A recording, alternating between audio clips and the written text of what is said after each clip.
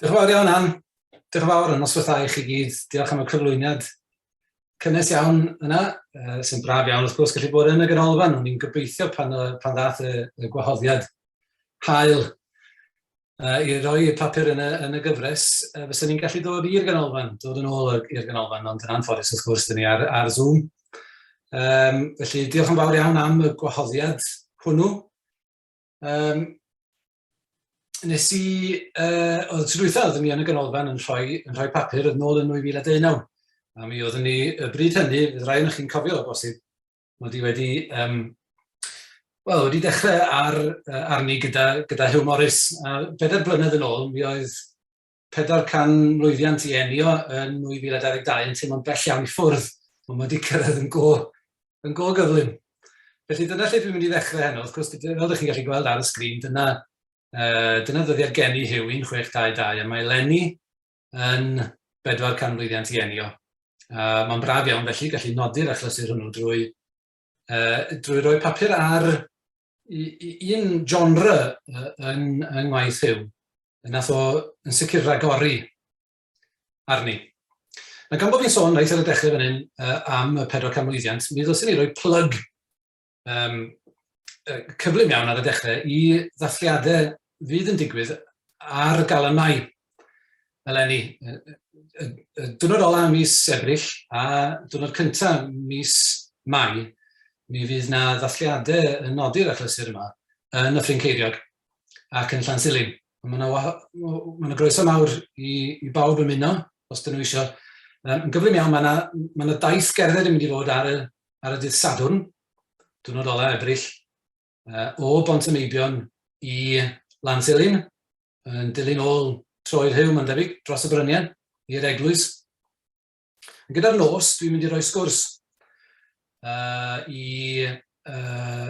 yn sôn felly am rai o gerddi Huw yn yr institut yn Nglyn Ceiriog.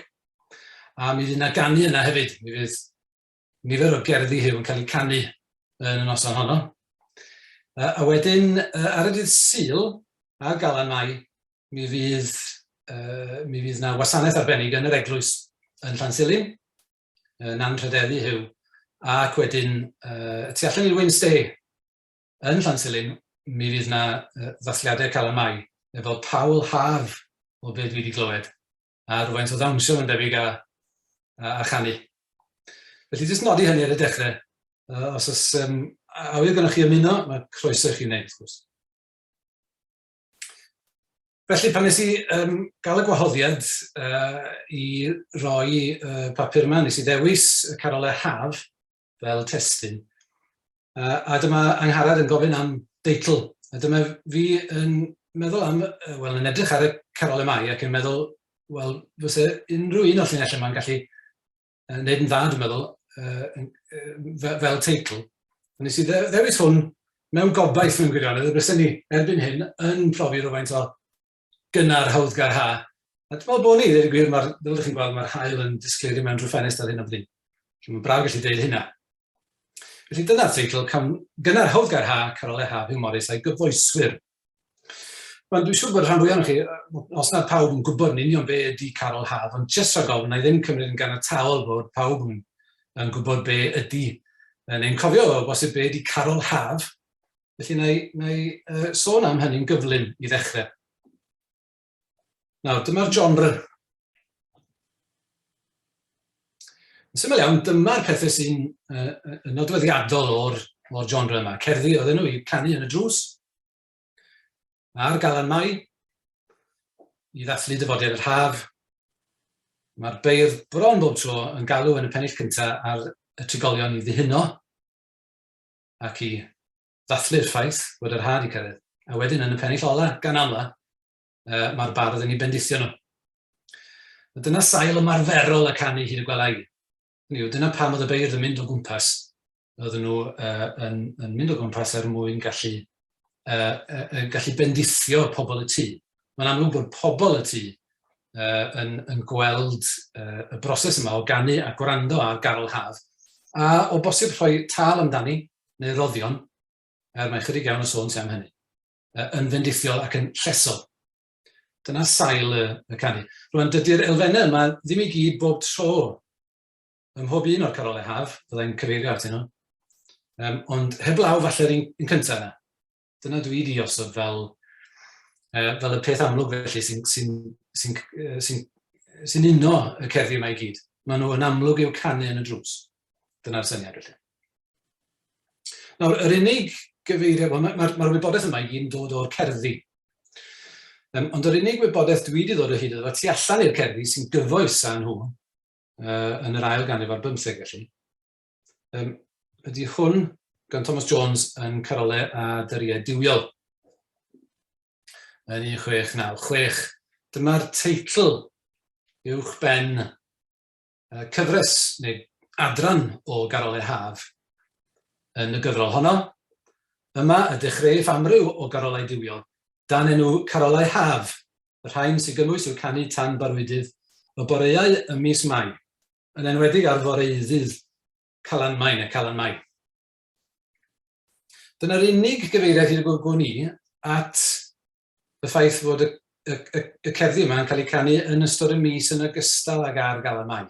Calan Mai ydy'r peth amlwg wrth gwrs yn y cerddi, ond mae hwn wrth gwrs yn awgrymu yn eglur bod nhw'n cael eu canu hefyd yn ystod y mis.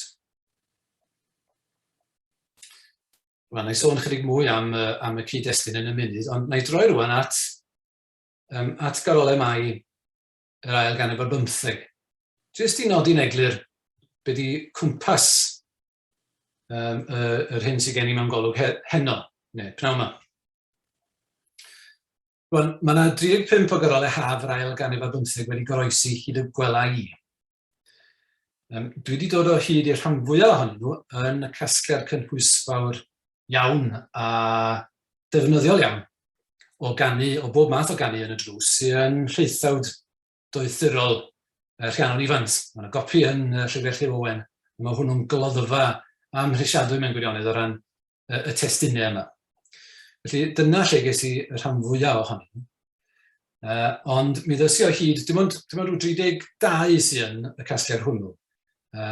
Mi ddoes i o hyd i 3 arall hefyd at y casgliad. Na i sôn am rheini yn y munud. Ond fel y gwelwch chi, dyma nhw, mae yna 2 destun yn ddienw, a wedyn mae yna un Carol Haf yr un gan y beirdd hyn. Fred Dafydd ab Ifan, Edward Rowland, Siôn Sgrifen, Huw ab Efan, Dafydd Hwmffre, William Dafydd, Thomas Rowland, Siôn Dafydd Lais, Oliver Rogers, Siôn Rhydderch, Richard Abram. Wedyn mae yna 2 yr un wrth enwau Siôn ab Ifan Grythor a John Rogers. A wedyn reit ar y gwylod, welwch chi 19 o destunau gan Huw Morys.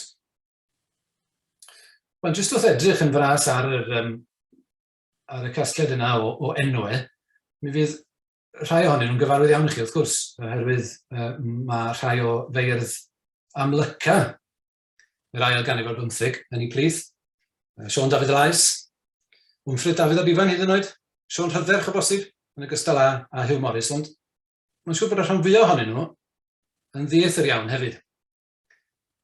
A yn wir, chydig iawn dwi wedi dod o hyd, o wybodaeth dwi wedi dod o hyd iddi, am lawer o'r rhain. 5 ohonyn nhw'n arbennig, dwi ddim yn gwybod llawer o ddim yn gwirionedd am Siôn ab Ifan Grythor, William Dafydd, Thomas Rowland, John Rogers ac Oliver Rogers. Felly, os oes yna rhywun allan yna sy'n gwybod mwy na fi am yr heini, sy'n braf iawn cael gwybod. Ond, dyn ni'n gwybod rhywfaint am y lleill. Fred Dafydd ab Ifan, enghraifft, clochydd Llanbryn Mair, Edward Rowland o'r Bala, Huw ab Efan o Gaer Cyrrach, i'r gogledd o Ddolgellau, Dafydd Hwmffre, Penegoes, Richard Abram o Lanrhaeadr y Mochnant, ac wrth gwrs, Huw o Ddyffryn Ceiriog. Mi oedd Siôn Rhydderch, wrth gwrs, o Gemais, yn Sir Drefaldwyn, a mi oedd o rwle ym Mhowys, dyn ni'n gwybod oherwydd mae o'n enwi Powys yn ei Garol Haf o. Felly, allan ni gysylltu o'n sicr efo Powys yn y flwyddyn y canodd o'i Garol Haf, sef 1695. Mi oedd Siôn Dafydd Lais yn te hefyd. Mi oedd o'n fardd llys yn Nanne pan ganodd o'i Garol Haf yn 1691. Wedyn, chydig gan dyn ni'n gwybod am Cawn sgrifen, ond mae yna gopi o gerdd gan Cawn sgrifen yn llaw Huw Morys yng Nghwrt Mawr 224. A mae'r gerdd honno yn gerdd, mae'n debyg y canodd Cawn pan oedd o yn y carchar yn y Mwysig. A mae o'n hiraethu am feifod yn y gerdd honno. Mae yna bennill bach hefyd wedi goroesi, dwi'n gweld, yn y gwyliedydd sy'n ei gysylltio hefyd efo llawer y maen a dyffryn meifod. Felly o'r fan honno oedd Cawn sgrifen yn ôl bob tebyg. A wedyn, yn achos o ddau destun dienw, wel, mae un ohonyn nhw yn llawysgrif Cwrt Mawr 238, llawysgrif o ardal Dolgellau. A wedyn, mae yna Garol Haf arall dienw yn Cwrt Mawr 215, a hynny yn llaw y Hywel Tanad o Lansantffraid y Mechain. Rwan, os ydych chi bod yn cael y trac ar hynny i gyd, fedrwch chi synhwyro falle bod ni'n sôn am ardal benodol fan hyn. Ni'n sôn am Sir Feirionnydd, Gogledd Sir Drefaldwyn, Sir Ddinbych. Dyna'r ardal, yr ardaloedd cydgysylltiedig hynny, mewn gwirionedd.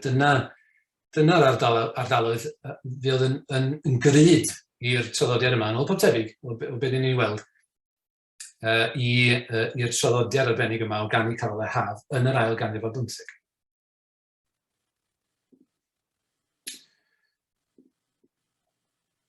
Rwan, felly mi bwysleisio ar y dechrau fel hyn, mod i'n edrych yn benodol ar Carolau Haf yr ail ganrif ar 15. Mae oes air y genre arbennig yma yn y 19fed ganrif. Mae lot mwy o Carolau Haf wedi goroesi o'r ganrif honno. Erbyn y ganrif wedyn, byddoedd y ganrif ar 15, mi oedd y traddodiad ar drai yn amlwg, dim ond rhyw 7 neu 8 testun sydd o'r ganrif honno. Ond dwi, wrth gwrs, yn canolbwyntio ar yr ail ganrif ar 15 fan hyn. Mae'n bosib y bydd yna rai pethau yn y Carolau yn y 19fed ganrif fydd yn taflu rhywfaint o oleuni ar Carolau Haf yr ail ganrif ar 15, o bosib. Ond rhywbeth eto ydy hynny. Na i droi rwan at yr hyn sydd yn y cerddi sy'n rhoi rhywfaint o oleuni i ni ar y ffordd oedd nhw'n cael eu canu a be oedd yn digwydd felly. Pa fath o beth oedd Carolau Haf. Rwan, beth sy'n digwydd gan amla ydy, mae yna gyfeiriadau, mae yna gyfeiriadau at, mae yna gyfeiriadau gan Huw Morys a Cawn ac Ifan Gruthor at dderbyn arian. Mi oedden nhw yn sôn am dderbyn arian. A mae Huw yn hefyd yn cyfeirio at dderbyn bara a bir. Dyna'r unig bethau mae'r beirdd yn cyfeirio at nhw. O ran y tal neu felly, yr hyn oedden nhw'n ei dderbyn am ganu. Chydig iawn o sôn sydd gan y rhan fwyaf o'r beirdd yma am y pethau hyn. Ond mae yna rhywfaint o sôn am arian, bara, bir. Nawr, rhoddion sylfaenol ydy hyn. Wrth gwrs, arian, bwyd a diod.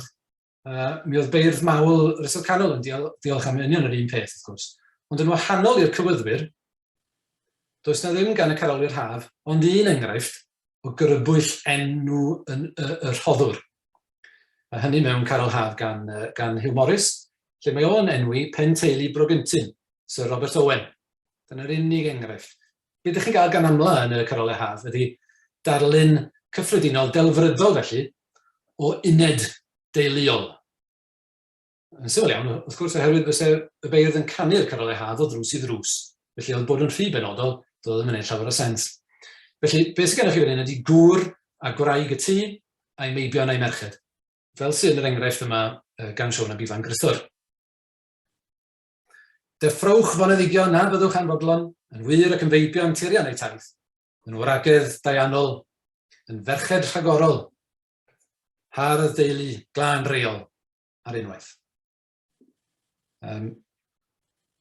Felly, dyna'r uned sydd. Mae hyn yn gyffredin i'r Carolau Haf i gyd. Dyna'r bobl felly sy'n cael eu cyfarch mewn ffordd gyffredinol felly. Rwan, dyn ni nesaf.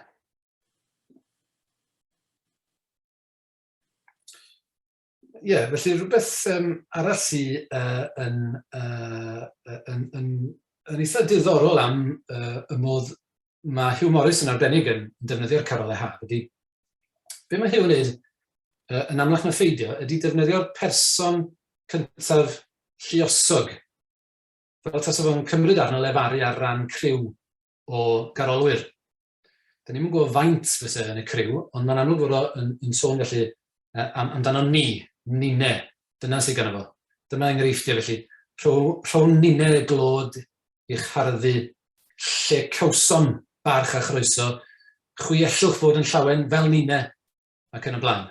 Chydig iawn o sôn sydd gan Huw fel arall, fel sydd gan rhan fwyaf o'r beirdd eraill. Mae rhan fwyaf o'r beirdd eraill yn canu yn y person cyntaf unigol. Bron yn ddieithriad.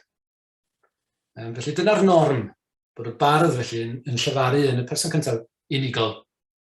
Fel mae Siôn yn Bifan Grythor yn gwneud yn y pennill hwn. Mae'n nodweddiadol o gerddi Siôn yn arbennig. Rwy fi'n tybied fod angen yn ofni fy nghanau am bwa, am pethau, am geiriau fel gŵr. Fe aglybu'n fe ieuenctid fy mod i nhw wrenfyd, fe barswydd yn ymwneud fel milwr. Mae personoliaeth Siôn a Bifan Grythor yn dod i'r amlwg yn amlwg felly. Mae'n ffordd amlwg iawn yn ei garol haf o ac yn y garol haf arall sydd wrthi enw.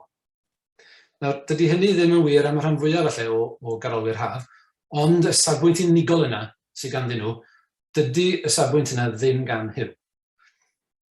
Rwan, mae'n bosib felly, a byddai'n sôn am hyn ychydig bach yn nes ymlaen, mae'n bosib felly bod Huw wedi bwriadu i lawer o'i garolau haf o gael eu canu gan bobl eraill. Mae yna ddadleuon eraill o blaid hyn.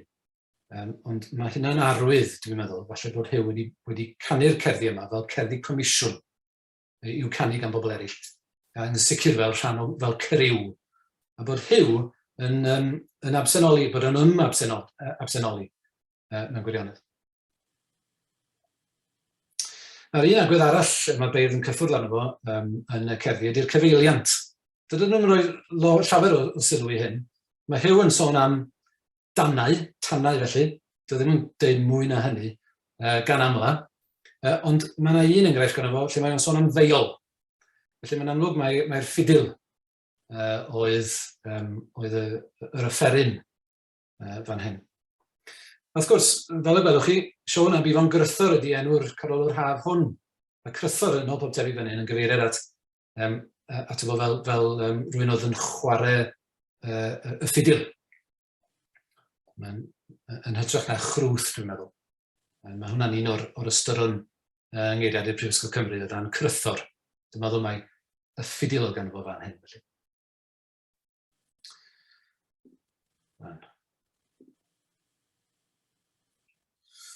Reit, ni'n symud ymlaen rwan at traddodiadau eraill ar Galan Mai sydd yn y canu yma.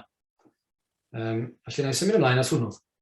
Pa fath o traddodiadau eraill ar Galan Mai sy'n cael sylw yn y Carolau Haf? Wel, dim llawer ydy'r ateb syml. Dwi'n mynd i ddechrau gyda un sy'n rhyfedd o absennol. Sef y Pawl Haf. Bosib, mae dyna'r peth cyntaf sy'n rhan fwyaf ohono ni'n meddwl amdano wrth feddwl am ddathliadau Calan Haf heddiw. Ond, hyd y gwela i, does na ddim cyfeiriadau ato fo o gwbl yn y ganrif hon, yn yr ail ganrif 15. Fyddwch chi'n cofio, mae'n siŵr, am gywydd enwog Gruffydd Aban Adda i'r Fedwen.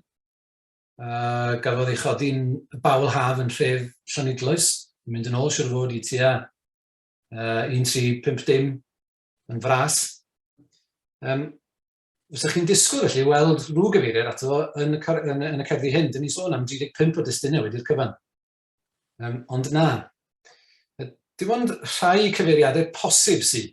Dwi ddim yn meddwl bod nhw'n cyfeirio at y Fedwen Fai. Dyma un ohonyn nhw, gan Edward Rowland. Cyd gofiwn ar ddeiaren ddameg y ffug ysbren.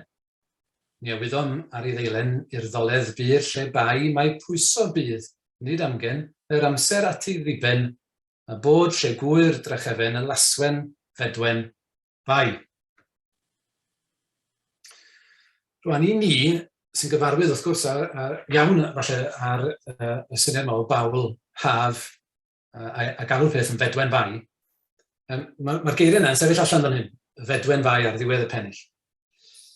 A mae'n bosib fod o'n cyfeirio at y fedwen fai wedi haddurno. Ond mewn gwirionedd, does dim rhaid wrth y dehongliad hwnnw. Os wnawn ni droi, wrth gwrs, mae cyd-destun fan hyn, mae cyd-destun sôn am ddameg effig ysbryd. Wel, dyma'r darn perthnasol yn yr efengyl yn ôl Matthew. Dyma'r darn dysgwch wers oddi wrth ffig ysbryd. Pan fydd ei gangen yn ir ac yn dechrau deilio, gwydwch fod yr haf yn agos. Felly chwythau. Pan welwch yr holl bethau hyn, byddwch yn gwybod ei fod yn agos wrth y drws. Yn wir, rwy'n dweud wrthych nid ar genhedlaeth hon heibio, nes i'r holl bethau hyn ddigwydd. Nef ar ddear anteibio, yn fy ngeiriau i nid anteibio ddim. Felly, yn gwirionedd, beth sydd gennym ni yn y pennill yma, dwi'n meddwl, ydy cyfeiriad at y goeden ei hun. Yn syml iawn, oherwydd bod y fedwen yn blodeuo, yn gynnar. Mae'n blodeuo ym mis Mai a mis Ebrill a mis Mai. Fysa'n yn amlwg iawn felly i bawb, ac yn arwydd eglur o ddyfodiad yr haf. Felly yn yr achos yma, dwi'n meddwl bod y dehongliad yna yn ymwneud â'r pawl haf, dwi'n meddwl bod o'n ddiangen mewn gwirionedd. Does dim rhaid ystyried y fedwen fai fan hyn yn y cyd-destun hwnnw. A'r un peth falle sy'n cefnogi hynny ydy, yn gynharach yn yr un gerdd gan Edward Roland, mae gennym ni gyfeiriad at y bedw eto, mae'r bedw mor wybodus, a dail y coed a ddengis hyn o gyfnewid hoenus tyner i bob rhai. So mae o fan hyn, wrth gwrs, am y ffaith bod y coed, a sylwch, mae y coed bedw yn ffurfliosog sydd fan hyn, bedw, coed bedw felly, yn wybodus, maen nhw'n amlwg, maen nhw'n hysbys i fawr felly oherwydd bod i bod nhw'n blodeuo. Dwi'n meddwl bod ni'n gwybod bod ni'n gallu dehongli y cyfeiriad diweddarach yna wedyn, yn yr un gerdd, yn yr un ffordd, yn yr un cyd-destun.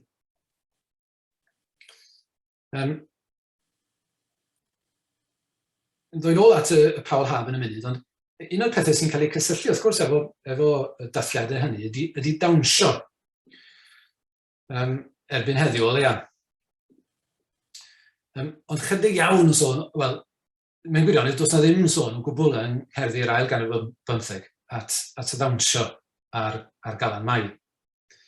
Sydd ddim i ddweud bod o ddim yn digwydd, ond dydy'r Carolau haf ddim yn cyfeirio at hynny. Dyma un cyfeiriad un anuniongyrchol sydd mewn gwirionedd, sef yn y llinellau hyn mewn Carolau haf gan Huw Morys. Be mae'n dweud ydy, mae'n gresynu bod y meibion yn mynd i ryfel yn hytrach na mynd i'r twmpathau i galun tiwnio'r tannau, rhaid chwarae ar dôn y drymau ar gynnau yn rhywle'r haf. Dyna sydd gan o. Felly dwi'n meddwl, ar diwedd pennill ydy hwn. Ar ddechrau'r pennill nesaf, mae o'n sôn bod y drwm yn uwch na'r delyn yn bloeddio ers llawer blwyddyn. Felly dwi'n meddwl bod y cyfeiriad at y tannau fan hyn yn sôn am dannau telyn. A hynny yng nghyd-destun penodol y twmpathau yma. Beth yw'r twmpathau yma? Dwi'n meddwl bod hi'n go sicr felly. Mae cyfeiriad sydd fan hyn at y twmpathau chwarae. Os ydych ni yng Nghyriadau Prifysgol Cymru, mae'r tair enghraifft gynhara o'r cyfuniad hwnnw, twmpath chwarae, yn rhai gallwn ni gysylltu yn go agos gyda'r ardal, gyda bro Huw Morys.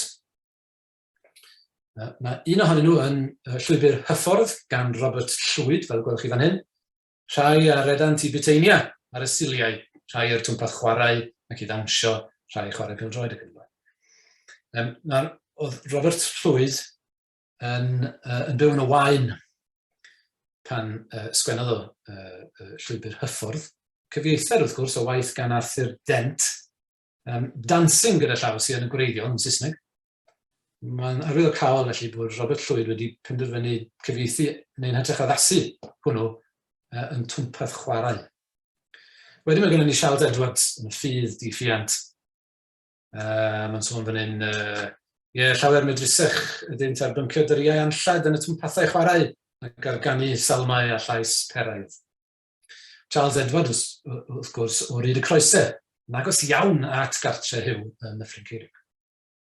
Mae yna un cyfeiriad arall sydd ddim ar y sgrin yn parocialia Edward Llwyd, lle mae o hefyd yn sôn am dwmpath chwarae mewn perthynas â fflwydd Llangysilio yn Iâl i'r gogledd o Langollen, nid nepell wrth gwrs o Ddyffryn-Ceiriog. Felly dwi'n meddwl bod yn saff iawn bod ni'n gallu cysylltu'r traddodiad yma o gynnal twmpathau, twmpath chwarae felly, efo'r ardal benodol yma yn nes i'r ddimbych Bro Mebyd Huw a'r cyffiniau. Yr hyn oedd yn digwydd mae'n debyg yn ôl disgrifiadau diweddarach yn y twmpathau oedd bod bobl yn dod ynghyd i ddawnsio o gwmpas y twmpath, a mi fysa yna gangen haf o bosib, branches of oak, fel sy'n y disgrifiad o'r bedwaredd ganrif ar 15. Branches of oak yn cael ei rhoi felly, derw yn cael ei rhoi. Does na ddim sôn o gwbl am y Pawl Haf yn y disgrifiadau yma. Felly doedd y Pawl Haf ddim yn cael ei gysylltu yn debyg gyda'r twmpath chwarae. Felly dyna'r unig gyfeiriadau mewn gwirionedd sy'n y cyfeiriadau arwyddocaol felly sy'n yn y cerddi yma at y ddawnsio neu at rialtwch o fath arall. Dydy'r beirdd felly ddim yn cyfeirio hyd y gwelai at y Pawl Haf. Nawr, gallech chi esbonio hynny o bosib fel ymgais gan y beirdd i osgoi pwnc llosg. Oherwydd, fel y gwelwch, mae'r ddau enghraifft sydd ar y sgrin. Mae'r enghreifftiau yma gan Robert Llwyd a Charles Edwards lladd y manw ar yr arfer mawr gynnal twmpath chwarae ac yn y blaen. A gallech chi, mae yna gyfeiriadau tebyg at y Pawl Haf hefyd, bobl yn lladd ar yr arfer. A gallech chi feddwl bod Huw a bobl eraill y Carolwyr Haf wedi penderfynu peidio sôn am y Garol Haf. Mae'n ddrwg gen i, am y Pawl Haf, oherwydd hynny. Ond, fel y gwelwch chi, mae Huw yn sôn am y twmpath chwarae. Dwi ddim yn gweld dim problem yn hynny. Felly dwi'n meddwl bod yna esboniad ymlycach symlach mewn gwirionedd. Dwi ddim yn meddwl fod y Pawl Haf yn gyffredin iawn yn yr ardaloedd lle canwyd y cerddi yma o leia yn yr ail ganrif ar 15. Dyna'r ddamcaniaeth sydd gen i o leia. Rwan, be arall sydd yn y cerddi yma sy'n sôn am draddodiadau eraill ar Galan Mai? Wel, o bob defod sy'n cael ei chysylltu gyda Calan Mai ym Mhryden, yr un mae yna dystiolaeth gynharar i chyfer ydy'r arfer o gasglu gwyrdd ddail. Ac mae Siôn ab Ifan Gruthor yn sôn am yr arfer yma mewn cryn fanylder, fel dyn ni'n gweld yn y pennill hwn. Dyma'r be fysa'r meibion yn wneud. Cydgorwch y meibion, hyfrydol ei moddion, mae'r bedwn byr leision, luosog fodd, pawb eled a'i bedwen, yw gariad y glirwen, ei seren fain i'r wen i'r fodd. Felly mynd â changen esbrigyn o fedw, fysa'r meibion fan hyn i'r merched, a wedyn fysa'r merched yn addurno'r tai. Mae'r merched ewch chithau i'r gerddi hel llysiau, dawn siŵr i'ch cariadau, i'r drysen i drai, ceisiwch yn gyfanedd i'r himpiau peradwysedd, weilch gweddedd, glandofedd, difai. Mae yna gyfeiriadau yn y Carolau Haf eraill sy'n ategu hyn. Felly, mae'n amlwg fod o'n arfer cyffredin. Mae fwy o gyfeiriadau gan Siôn sy'n sôn am y mathau o flodau a llysiau ac yn y blaen yn cael ei casglu. Ewch ferched i'r bronydd i hela'r llysleiwydd, dilys i'r dolydd deiliog pob lle. Ewch allan i frwyna, i hel llysio'r pereiddiau, canys y daw yma'ch cariadau. Rhedwch i'r gerddi, heliwch rosmari, safri a lili y mae'n alawn ti chwi, torwch cyn peidio bob llysiau sydd yno yn wychlan i drwsion ffenestri. Yr un math o beth sydd gan Edward Rowland, mae o'n cyfeirio at yr un math o beth, mae o'n sôn am lafant a lili, a mae o'n defnyddio'r ferf perffumiwch eich ffenestri yn braf iawn. Mae Huw hefyd yn cyfeirio at yr un math o beth.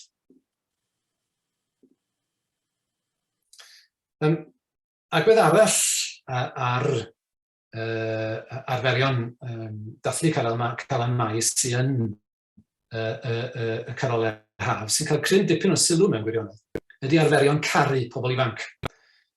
Fydd hyn yn gyfarwydd iawn, wrth gwrs, i bawb sy'n gyfarwydd â barddoniaeth Dafydd ap Gwilym.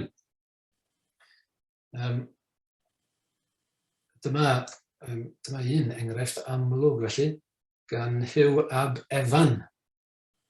Mae'n eitha beiddgar mewn gwirionedd, sut mae o yn disgrifio hyn. Allan cefn ni codwch rai ifanc nac arefwch, allan cesau allan ceisiwch, a deuwch bawb o dau, gan fyned yn ddigymell i gyfwrdd, bawb a'i gyfell, heb wybod i ryw babell, dan gysgod mantell mai. Mae'r hen a'r oediog ryddid, mae'r mwyniant a ddymunud, a'r fantol i'r iefenctid trwy 10 a ddewid dda, a dirgel fan cysgodog tan dalaeth y llwyn deiliog mewn llanerch byr feillionog a'r wresog heilog ha. Mae'r disgrifiadau digon synhwyrus yma. Maen nhw'n sefyll ochr yn ochr yn ddigon cyfforddus a cyfeiriadau crefyddol iawn yn y penillion blaenorol ac ar ôl y darn yma. A mae'r un peth yn wir am Garol Haf Sion Dafydd Lais. Sylwch ar y ddau bennill yma. Roedd llawer llances hoenus yn disgwyl yn hiraethus am bai a'i wisg ariadus di bregus yn y fron. I orwedd danon llyweth yng nghwmpni mwyn gydymeth, i borthu cwrs naturiaeth ac afiaeth heleth hon. Ac eilwaith wrth ystyried, nid oes yr un ar aned wrth weled cyn gynhesed pob addfed goled gain, na chleiriach hen yn unlle, nac ifanc na chwanychu, cyd seinio per gisanau, gwefusau rhywiau rhain. Dydy'r elfen yma ddim yn amlwg ym mhob Carol Haf, mae'n gryn amrywiaeth yn hyn o beth. Ond mae'n amlwg bod y beirdd yma, Sion Dafydd Lais, Huw ab Efan, dyn nhw ddim yn oedi dim o ran cyfeirio at yr elfen nwydus yma felly ar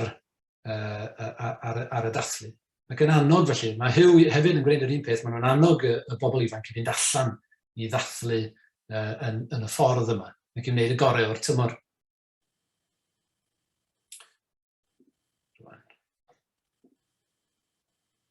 Un peth arall gwerth cyfeirio at o wrth fynd heibio ydy hyn, mae'n cyfeiriad digon gogleisiol, digon dreidus falle gan Huw Morys fan hyn, sy'n sôn am y math o beth oedd yn cael ei fyta ar Galan Mai. Geisiwch, cyngor ydy hyn i'r meibion wrth fynd allan i ddod o hyd i gariad.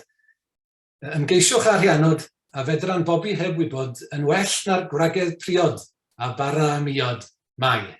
Bara miod mai, crempogau mai. Felly, mae yna fwy nag un cyfeiriad ganddo fo at y bwyd arbennig yma, crempog mis mai, bara miod mai. Felly mae yna'n gyfeiriad bach digon digri, digon direidus yn yma yna. Felly dyna drosolwg i chi o'r hyn o'r cyfeiriadau felly at y dathliadau ehangach ar Galan Mai yn y cerddi hyn.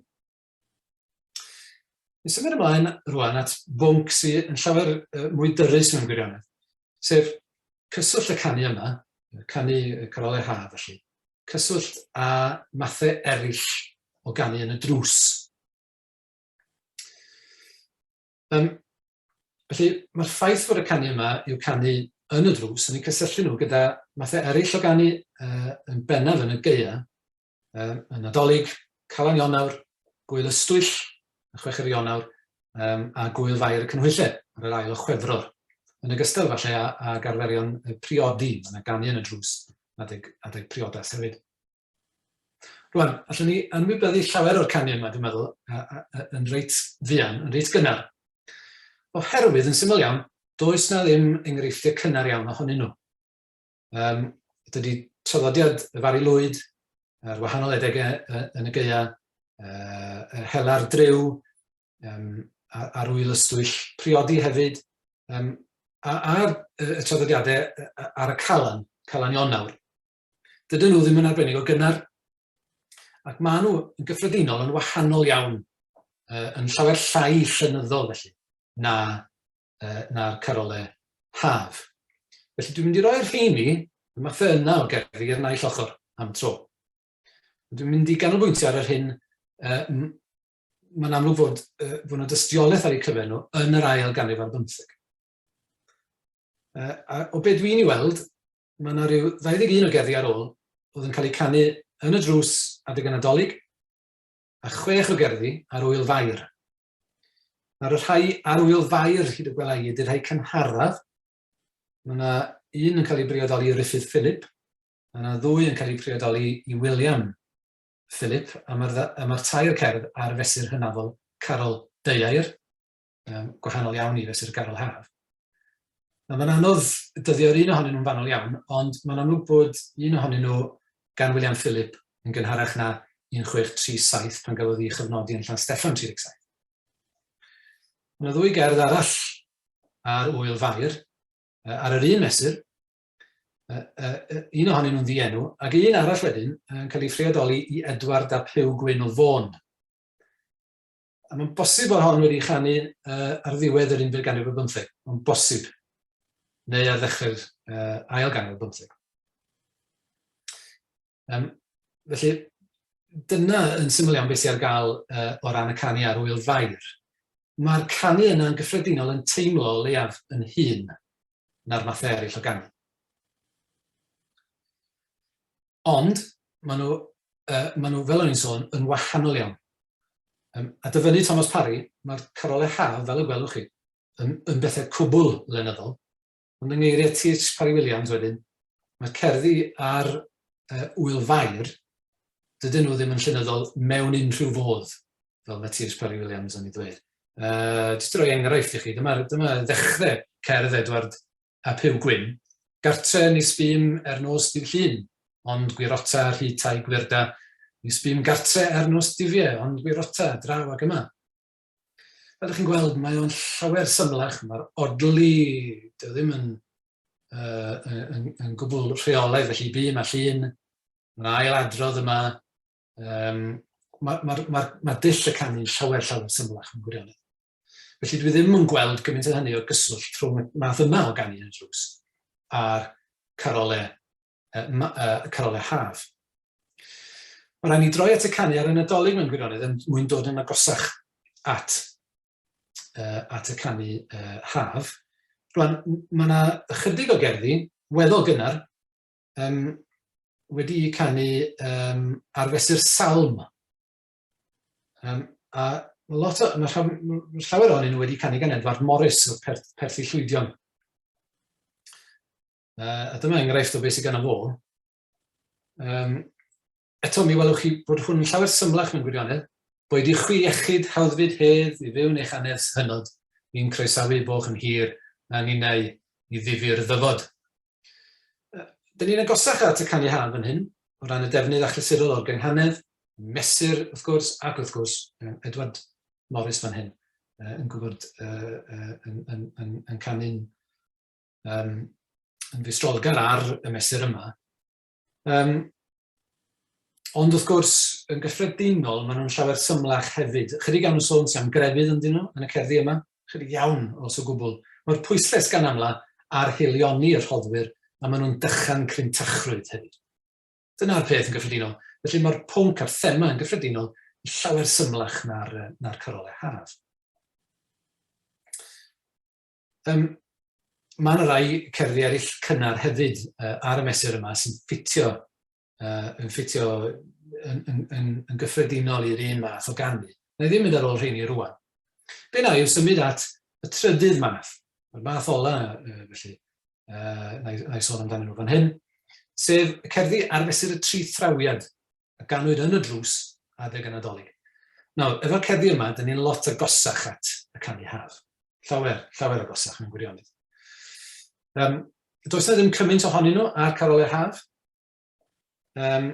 ond mae'n amlwg bod yna bethau tebyg, enghraifft, maen nhw'n erchu mynediad i'r tŷ ar y dechrau. Maen nhw'n bendithio trigolion y tŷ. Mae yna bethau eraill yn ogystal â dathlu'r Nadolig a'r crefydd. Mae llawer mwy o bethau eraill yn dod i mewn, fel sy'n digwydd yn y Carolau Haf. Mae yna bynciau achlysurol yn dod i mewn. Mae beirdd yn amlwg yn gallu troi at bethau eraill os oedden nhw eisiau. Yn wahanol iawn i'r math o gerddi ydych chi'n weld fan hyn ar y sgrin gan Huw Morys fan hyn. Ond dyma enghraifft i chi gan William Hwmfre o garol Nadolig yn y drws. Pob Cristion dihuned, drwy chanedd a chanedd fawl i'r gogoned, dan nodded yn clod perch ac yn rhydedd o felys o'r foledd yw sanctedd i weledd a wyliau. Ond debyg iawn i ddechrau llawer iawn o'r Carolau Haf. Y cwestiwn ydy felly, ydyn ni'n gallu dweud bod y Carolau Nadolig yn y drws yn hyn o gwbl na'r Carolau Haf? Wel, o ran y dyddiadau yn y cerddi, mae'n rai ohonyn nhw'n nodi yn eglur, wrth gwrs, pryd gafon nhw'n canu. A o ran y dyddiadau y llawysgrifau lle gawson nhw'n cadw, dydyn ni ddim yn gallu dweud yn hawdd iawn bod un yn hun a'r llall. Ond mae yna gyfeiriadau yn y Carolau Nadolig yn y drws at eu hynafiaeth honedig nhw. Fel yn fan hyn gan Dafydd Hwmfre. Arferion ein teidiau a'n didwyll hen dadau oedd lunio Carolau i'r gwyliau'n gytun, drwy fod yn wir ystig i rodion garedig o fawr y Nadolig a'i dilyn.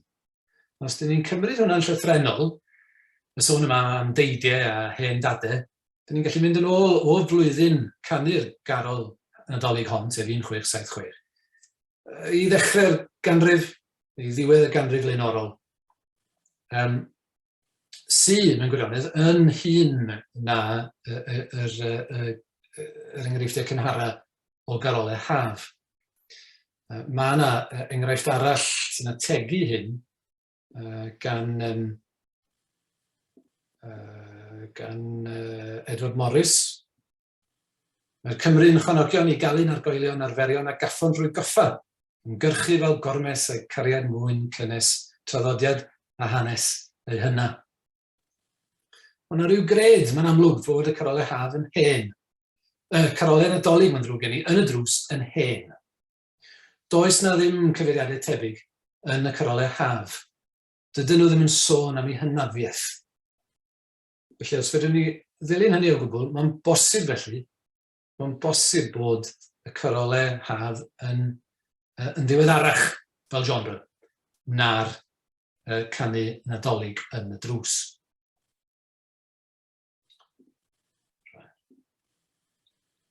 Mae hynny felly yn codi cwestiynau digon diddorol am darddiad Carolau Haf. Pam fod yna ganu arnyn nhw felly. Rwan, mi hoffwn ni droi rwan at dystiolaeth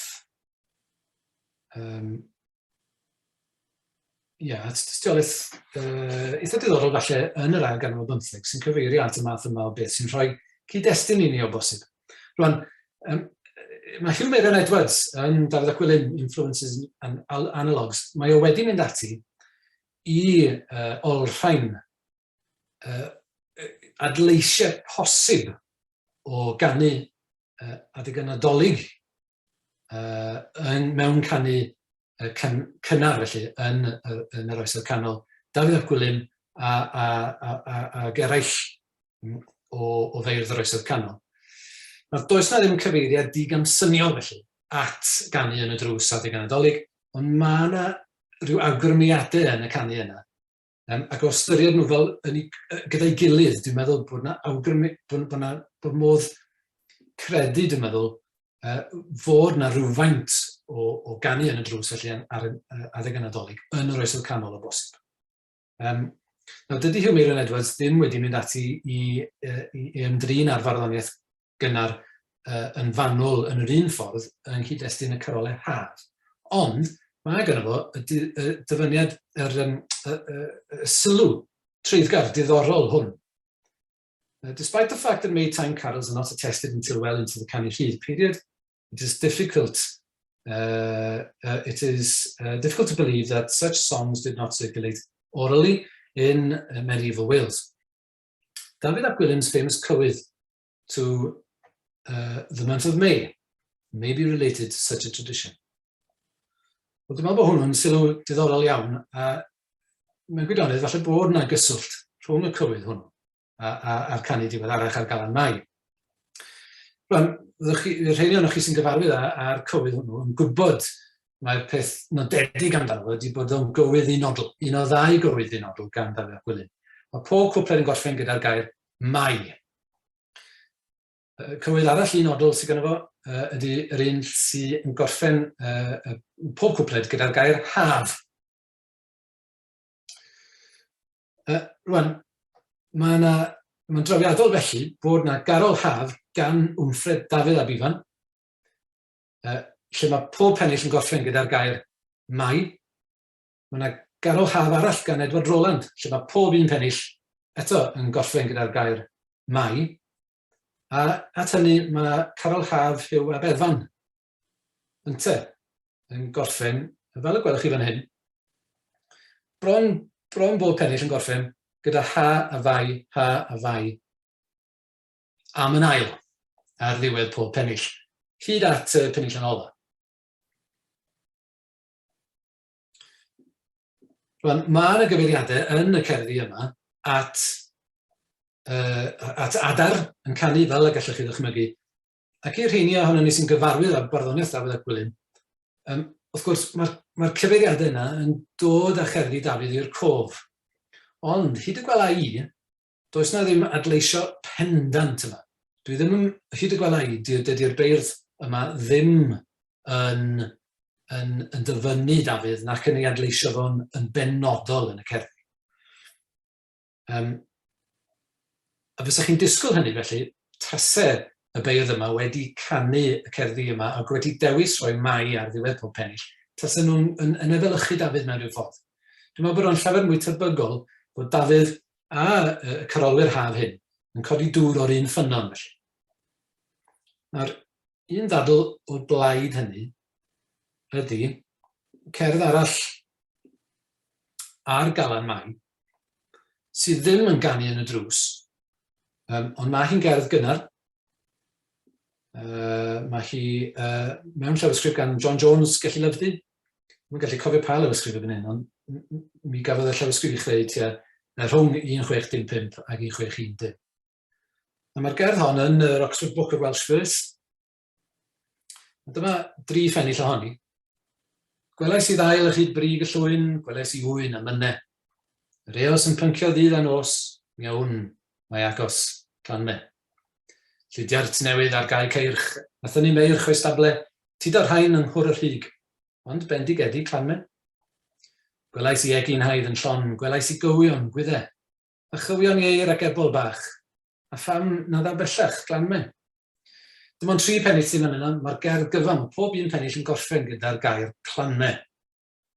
Galan Mai. Rwan, beth sy'n ddiddorol iawn, dwi'n meddwl, ydy bod Siôn ap Ifan Grithwr yn y garol Haf gynhara ar glawr, fel tasa fo naill adleisio gerdd hon yn benodol, neu gerddi coll oedd yn gwneud yr un peth. Dyma 3 phennill gan Siôn tua dechrau i garol Haf o. Mae'r meisydd yn glasu, fo ddarfu bawb lyfnu, dowch atai foliannu'r land yr undod, fe hewyd yr heiddiau, y llun a'r holl empe, chwiawyddwch fod clame yn dyfod. Y fi a weles dail gleision yn hilio coedirion, mynod ebolion yn rhedeg rhyd rhos. Yr gweinoliad bob bore ar dop y simneuau. Chwiawyddwch fod clame yn agos. Can weithiau ehangdwr, gan Iesu can swcwr, fe ydy'n dadleuwr mewn cyfle. Daw at yn ifeiliad i helpu rhai gweiniad, ond llawen i'w gweled bydd clame. Dim ond y 3 phennill yna sy'n gwneud defnydd o'r ailadrodd yma. Dwi'n meddwl bod o'n eitha diddorol yn hyd-destun yr ailadrodd o'n i'n cyfeirio ato fo'n gynharach. Felly oedd o'n caniad sydd gen i ydy, os oes yna yn y canu yma o'r ail ganrif ar 15, unrhyw adleisiau o ganu cynharach ar Galan Mai, yn y drws a'i peidio, ond bosib mae yn yr ailadrodd yma, ailadrodd Mai a Haf weithiau felly, ar ddiwedd penillion yma hynny. Mae'n eitha nodedig bod y rhan fwyaf o'r carolwyr haf hefyd yn gorffen o leia un pennill gyda'r gair mai. Dydyn nhw ddim yn ailadrodd yn yr un dull, ond mae o'n gyffredin iawn felly.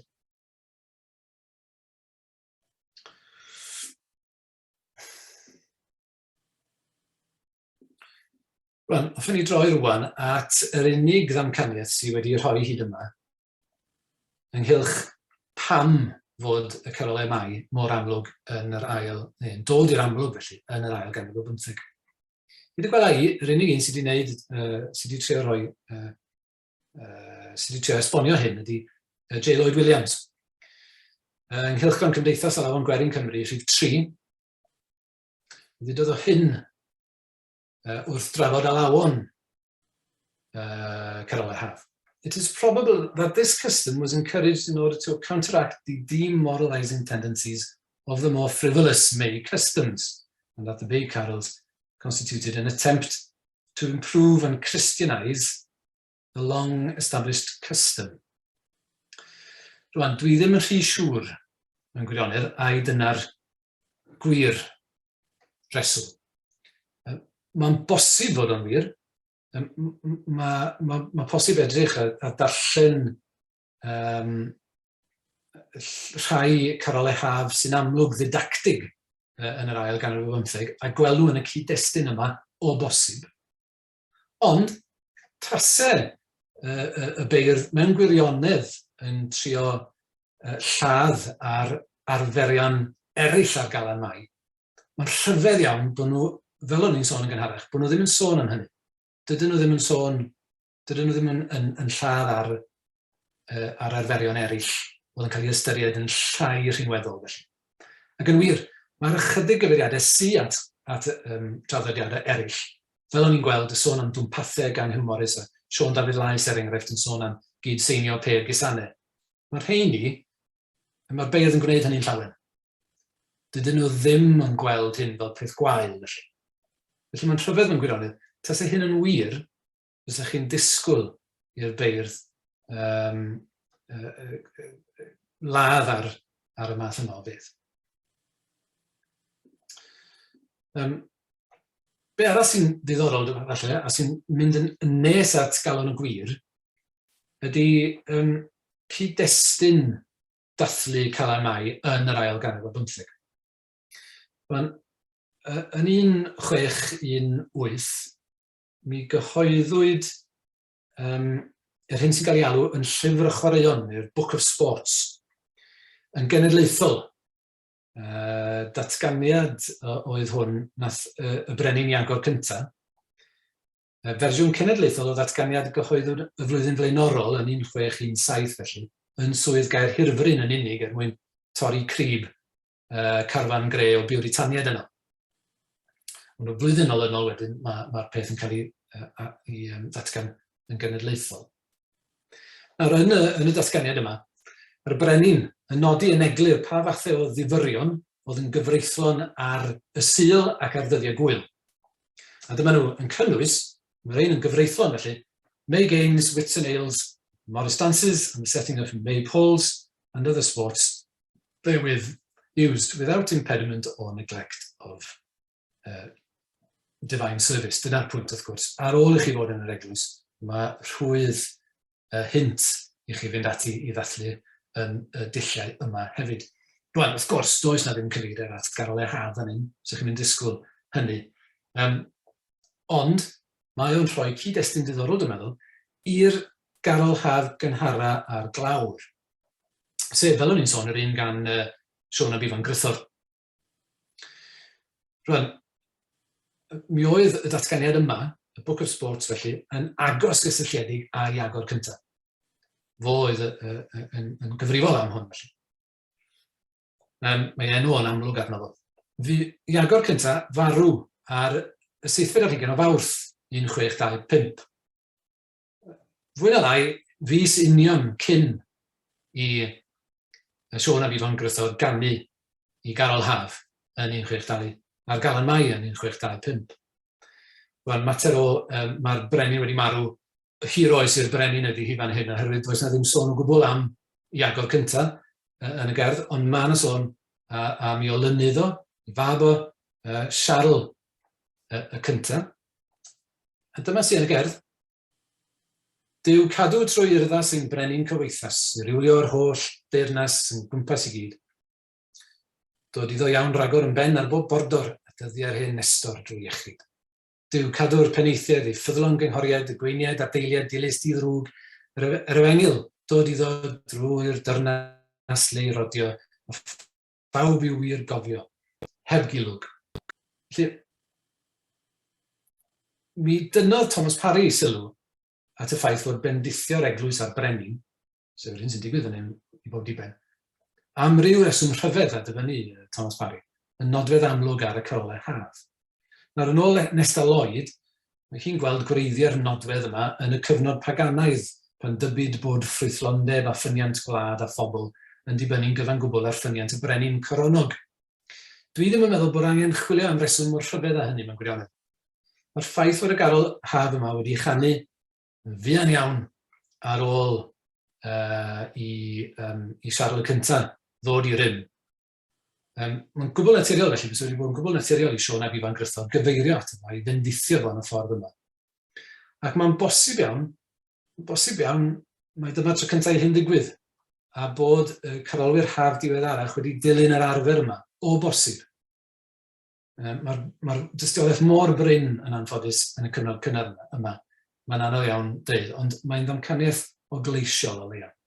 Yr un sy'n gwneud hyn yn hyd yn oed yn mwy diddorol ydy bod Calan Mai 1625, a dilyn hen galendyr Iwl felly, Julian calendar, wedi syrthio ar ddydd Sul. Mi syrthio y Calan Mai yna ar y ddydd Sul. A mae'n amlwg bod Siôn ag Ifan Gruffydd yn mynd ati fan hyn i ddathlu Calan Mai, a mae'n dathlu'r brenin yn yr un gwynt. Nawr, mae'r dystiolaeth dwi'n meddwl yn ei chrynswth yn awgrymu bod yna gefnogaeth ymhlyg yn y gerdd i bolisi Iago y cyntaf a Charles yr ail, nath ail gyhoeddi'r datganiad yn 1633 ynglyn â dathliadau Calan Mai. Felly mae hwnna dwi'n meddwl yn rhoi cyd-destun llawer mwy diddorol ag ystyrlon i ni i'r Carol Haf gynharaf yma ar draw gan Siôn ag Ifan Gruffydd.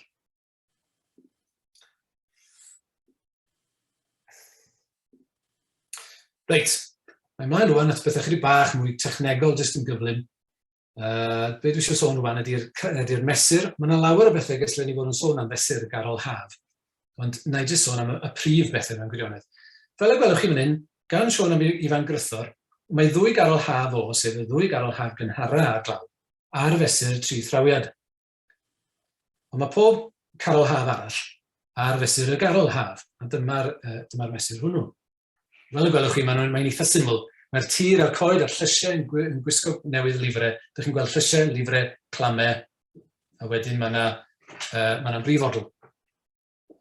O, helo, llaw. Helo, sy'n bron o goffen. Ti gael madrach? Rwy dal. Felly mae yna hotli. Wrth gwrs, mae'r tair rhagodl fan hyn. A wedyn y brifodl. Mae hwnna'n debyg iawn i fesur y tri thrawiad. A dwi'n meddwl bod yna berthynas rhwng y ddau fesur. A dau fesur o'r oesoedd canol hefyd, sef Rhipyn Tir a Chyhydedd Hir. Ond na i ddim i mewn i hynny rwan.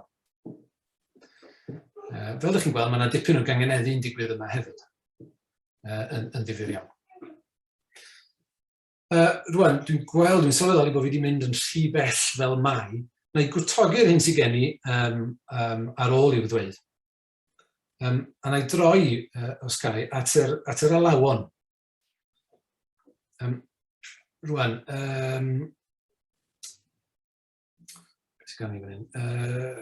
mae'r cyfeiriad cynhara at yr alawon yn Lodegerdd Cymru gan David Jones. Sylwch chi fan hyn, mae'n dweud llafar haf neu mwynau mai. Dyna'r cyfeiriad cyntaf i gweld i at yr alawon oedd yn cael ei defnyddio i ganu'r Carolau Mai yma. Ond dyn ni'n gyfer aros wedyn tan mae yna ddwy alaw Carol Haf gan Iolo Morgannwg, ond mae'n anebygol fod beirdd y gogledd wedi canu ar y rheini. Dyn ni'n gyfer troi at gasgliadau Ifor Ceri, John Jenkins felly, ar ddechrau'r bedwaredd ganrif ar 15. mwyn cael hyd i alawon sy'n ateb y disgrifiad yma, llawer haf neu mwyn yn mai. Mae yna nifer ohonyn nhw, dwi ddim yn mynd i fanylu arnyn nhw, a na i fanylu ar un ohonyn nhw'n benodol, oherwydd bod hi'n berthnasol iawn o ran Huw Morys. Mae Daniel Hughes wedi gwneud llawer iawn o waith ar hyn, a dwi'n dyledus iddo fo mewn gwirionedd. Mae Daniel Hughes yn tynnu sylw at y llythyr yma gan John Jenkins at John Parry, yr 11 Chwefror 1826, lle mae'n dweud hyn, bod o wedi casglu rhai alawon o ddyffryn ceiriog, and what adds to the value of these in my estimation is that I have noted them down from a third in lineal descent from a person who used to sing them to Huw Morys with his unrivaled songs.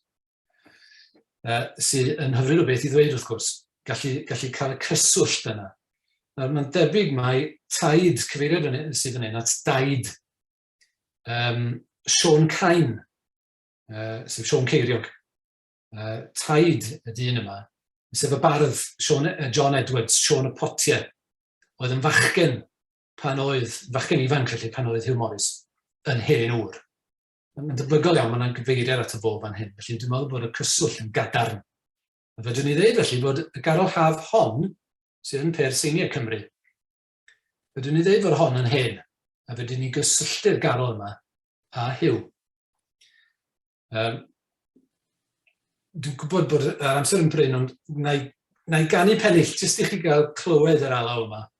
A dwi ddim yn gallu darllen cerddoriaeth, felly dwi'n mynd i ddiolch i Bethan Miles am ganu y diwn yma, yr alaw yma ar y ffidil. Dyna fel dysges i chi. Felly na i ganu un pennill ar yr alaw yma. Dwi ddim yn siŵr sut i bitio hi ddeud i gwir, ond dyma fynd. Diwiol deulu llawen, deffrowch i wrando'r fawen, wrth edrych ar ddeiaren, lwys donen las ei dail, arwyddion da sy'n dangos bod hawddgar haf yn agos, mi glywes eres wythnos, lais eos, loiw sail. Dyna'r alaw, sy'n debygol o fod yn alaw a ganwyd yn y ffrin ceiriog.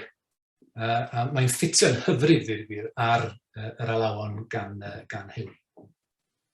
Mae orffen yn gyflym felly drwy sôn am alawon, am garolau haf Huw. A na i sgipio i'r diwedd i'r gwir. Fel ein sôn ar y dechrau, mae yna 19 ohonyn nhw. A fedrwn ni gysylltu efo Huw. 7 yn unig ohonyn nhw sydd wrth i enwo yn y llawysgrifau, ond fedrwn ni roi'r gweddill iddo fo hefyd, oherwydd bod Huw yn dilyn patrwm rheolaidd iawn yn yr alawon hynny. Fel ydych chi'n gweld fan hyn, enghraifft ydy hyn o'r patrwm a Huw yn ei ddilyn. Dyma linellau cyntaf pob pennill. Yn y pennill cyntaf, mae Huw yn cyfarch y teulu. Yn yr ail, mae o yn sôn am fyd natur a byd amaeth a'r newidiadau mawr sy'n digwydd ar ddechrau'r haf. Weithiau am un pennill, felly 2. Wedyn mae o'n sôn am, fel ydych chi'n gweld yn rhif 4 fan hyn, mae o'n sôn am rhywbeth arall, fel arfer mae'n cwyno am rhywbeth, rhyw stad mae'r byd ynddo. Mae pethau'n yn drist ar bobl, ond yr ateb bob tro gan Huw, fel y gallwch chi ddychmygu, ydy dylai bobl weddio ar Dduw, a mae gwaredigaeth yn bosib. Dyna'r peth amlwg yn y rhan yna o'i gerddio yn aml iawn. Gofid a gwaredigaeth hefyd. A mae yna rybydd yn aml iawn, rhag rhoi gormod y sylw i ddaroganwyr gwael. Sy'n un mor berthnasol yn mhob oes, wrth gwrs. Wedyn, yn y penillion olaf ond 1, neu olaf ond 2, mae yna gyfeiriad yn aml iawn at y meibion, fel ydych chi'n gweld rhif 6, meibion hoenus heno ar merched, a wedyn yn y pennill ola, y gŵr a'r wraig sy'n cael ei bendithio. Mae Huw yn dilyn y patrwm yma yn rheolaidd iawn yn ei garolau haf, a mae'r byrdwn hefyd wedyn yn rheolaidd yn rhoi bendith ar y brenin ac ar yr eglwys. Dyma ni orffen felly. Just ychydig gwestiynau ynghylch arwyddocad carolau haf Huw yn benodol, oherwydd Huw ydy'r unig fardd o'r ail ganrif ar 15, fedrwn ni ddweud bod yna gorff sylweddol o ganu ar galan mai wrth i enw o. Mae hynny wedyn, dyn ni'n gallu dweud llawer mwy o bethau. Felly, mae'n bosib mai cerddi oedd y rhain i'w hael ddefnyddio, fwy nag unwaith, dwi'n meddwl. Dydy Huw ddim yn nodi'r flwyddyn yn ei Carolau Haf. Mae beirdd eraill yn gwneud yn rheolaidd iawn. Dydy o ddim.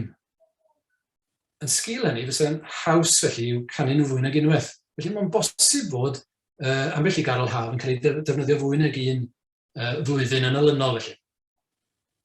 Mae yna rhaid dadleuon eraill o blaid hynny. Cerddi comisiwn wedi i'w canu gan eraill. Mae'n rhaid nodi bod Huw yn hen. Pan ganodd o yn ôl pob tebyg cerddi yma sy ar glawr, mi oedd yn sicr yn ail hanner i oes. Dyn ni'n gallu credu bod Huw yn mynd i ganu bob Calan Mai. Mae yna awgrymiadau felly yn y cerddi, falle fod o yn rhoi'r geiriau yma i'w canu i bobl eraill. A mae hynny, dwi'n meddwl, yn wahanol i beirdd eraill. Hefyd, edrych i fi, jobyn o waith blynyddol oedd hyn i Huw. Rhywbeth rheolaidd, doedd o ddim falle yn gweld angen i newid y patrwm o gwbl o flwyddyn i flwyddyn. Yn wahanol i'r cerddi fysa fo'n canu o ddydd i ddydd. Hynny yw, rhyw gerddi gwahanol bob tro. Ie, yn dilyn patrwm, ond oedd yr rhain yn dilyn rhyw raglen benodol. Dwi'n meddwl hefyd bod nhw, y cerddi yma, yn ddrych yn sgil y sefydlogrwydd yna, yn y genre yn nwylo Huw. Yn ddrych i ddeheuad Huw a'i wrandawyr am sefydlogrwydd mewn oes gythryblus iawn. Meddyliwch, mi oedd Huw wrth gwrs wedi byw drwy'r rhyfel cartre a'r ansefydlogrwydd enfawr nath ni greu. A mae'r Carolau sydd gan fo yn perthyn i gyfnod diweddarach, cyfnod yr adferiad. Felly mae'n bosib iawn fod o a'i gynulleidfa yn deheu am sefydlogrwydd erbyn y cyfnod hwnnw. A wedyn yn ola, dwi'n meddwl bod modd dweud bod y Carolau Haf yma o bosib yn cynnig patrwm ar gyfer Carolau Haf y 19fed ganrif, olynwyr Huw felly. Dydy dylanwad Huw hyd y gwela i ddim yn drwm ar ei gyfoeswyr. Does ddim modd dweud hynny. Dydyn nhw ddim yn dilyn yr un patrwm, does na ddim amrywio mawr o ran y cynganeddu hyd y gwela i. Ond, os nawn ni edrych i'r 19fed ganrif a gweld y twf enfawr o ran defnydd o'n cael ei wneud o'r genre yma yn y 19fed ganrif. Dwi'n meddwl gallwn ni edrych ar Huw fel rhywun a ddilysodd yr arfer yma o ganu ar Galan Mai. Gyda hynny, na i ddod y cyflwyniad i ben ac ymddiheuro, wrth gwrs, am fynd dros yr amser. Diolch yn fawr i chi.